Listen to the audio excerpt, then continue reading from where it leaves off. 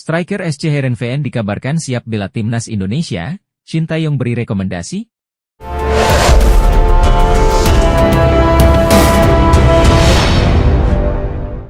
Striker SC Heerenveen, Simon Osama dikabarkan siap membela timnas Indonesia. Kabar ini sudah ramai di media sosial dan dia bersedia untuk menjalani proses naturalisasi. Menurut aturan FIFA, Simon Osama masih eligible untuk membela skuad Garuda. Ibunya memiliki darah Indonesia dan ayahnya keturunan dari Belanda. Jika berkas Simon Osama benar-benar diproses maka hal ini jadi kabar baik bagi Indonesia. Pemain berusia 22 tahun ini cukup mengenal atmosfer sepak bola Eropa dan sudah berpengalaman di posisi penyerang. Pada 31 Januari 2023 lalu dia mengambil langkah untuk berkarir di SC Heerenveen. Bersama tim kasta tertinggi Liga Belanda ini dia sudah tampil dalam 19 pertandingan. Dari 19 pertandingan yang dijalani Simon sudah mencetak 5 gol dan 3 assist. Pengalamannya dan skill Simon Osama bisa jadi tambahan kekuatan untuk timnas Indonesia di lini serang. Timnas Indonesia sendiri cukup krisis dalam posisi striker murni. Pada Piala Asia 2023 lalu, Shin Tae-yong harus bereksperimen untuk memasang Elkan Bagot di posisi tersebut.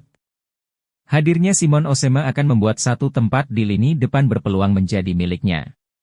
Meski sudah bersedia membela Indonesia, keputusan naturalisasi menjadi milik Shin Tae-yong. Selain itu, saat ini ada Nathan Choyaon, Tom Haye, Martin Paes dan Ragnar Oratmangoen yang proses naturalisasinya sedang dikebut oleh PSSI. 3 atau 4 pemain ini diproyeksikan bisa tersedia pada putaran kedua kualifikasi Piala Dunia 2026 zona Asia pada Maret mendatang. Pemain naturalisasi Bio Pauline minta kontrak Shin Tae-yong di timnas Indonesia diperpanjang.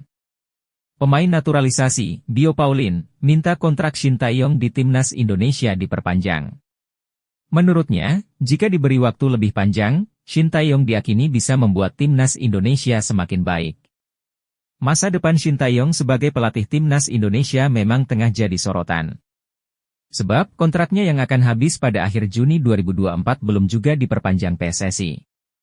Padahal, Shin Tae-yong sudah memenuhi target yang dipasang PSSI. Pelatih asal Korea Selatan itu telah berhasil membawa skuad Garuda, julukan timnas Indonesia, lolos ke babak 16 besar Piala Asia 2023. Pencapaian itu pun sukses membawa timnas Indonesia mengukir sejarah baru. Sebab, untuk pertama kalinya, timnas Indonesia berhasil lolos ke babak 16 besar Piala Asia. Soal kontrak Shin Tae-yong melatih timnas Indonesia, Bio Pauline turut angkat bicara. Dia menilai Shin Tae-yong perlu diberi perpanjangan kontrak.